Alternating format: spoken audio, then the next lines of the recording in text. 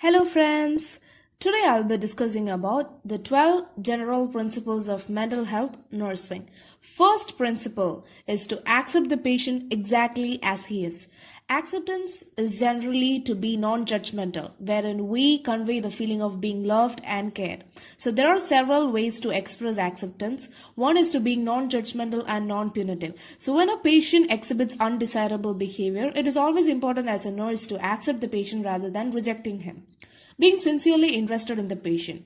Our sincere interest in the patient can be demonstrated either being aware of the patient's likes or dislikes, being honest with the patient, or taking time and energy to listen to what the patient says. Third is recognizing and reflecting on feelings which patient may express.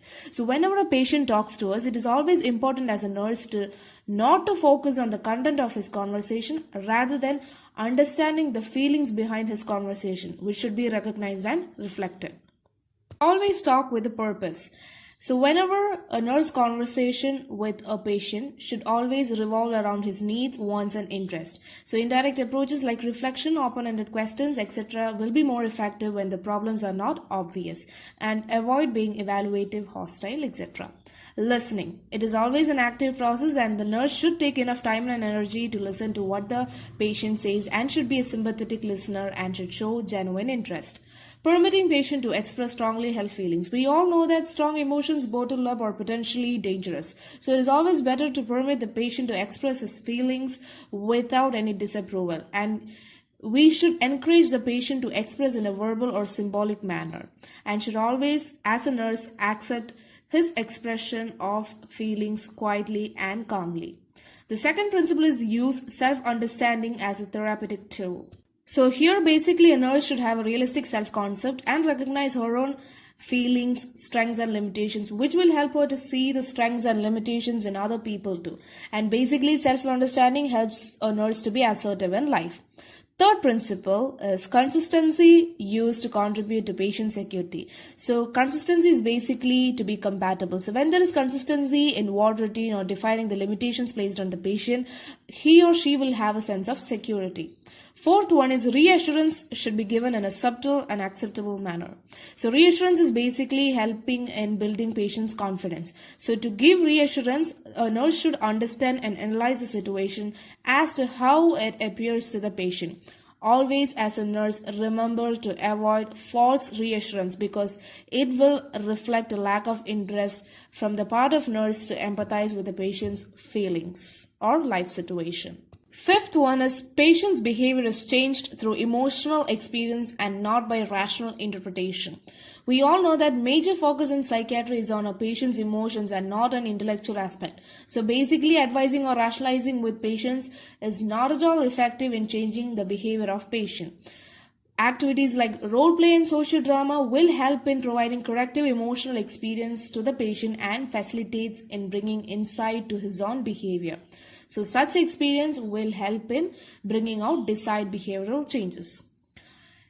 Always we should avoid unnecessary increase in patient's anxiety. So certain actions from the nurse's part like showing own anxiety or showing attention to patient's deficits or passing sharp comments will add up to an unnecessary increase in patient's anxiety, which should be avoided at all cost.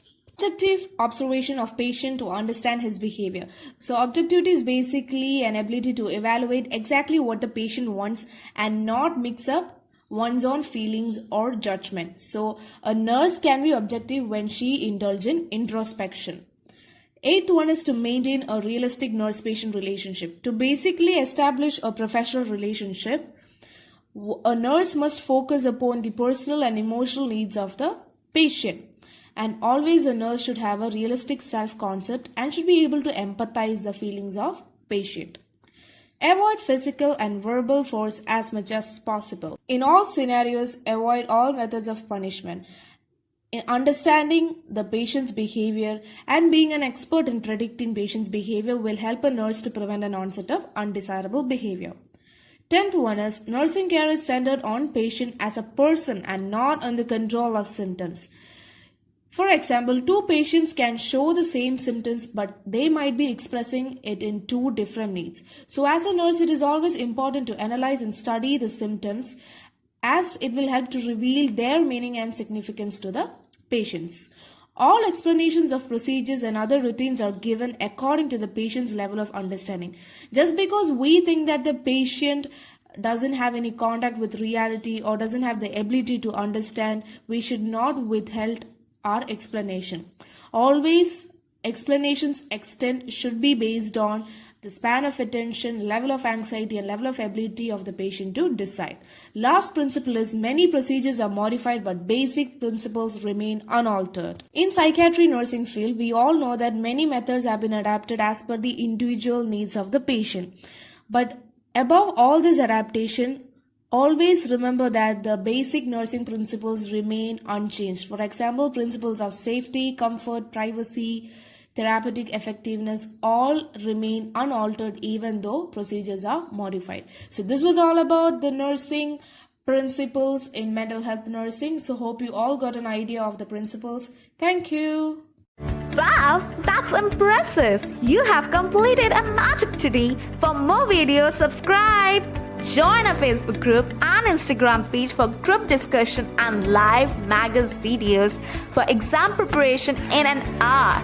We start a class-like community for students to learn from a friend in a simple way and support them in their own languages.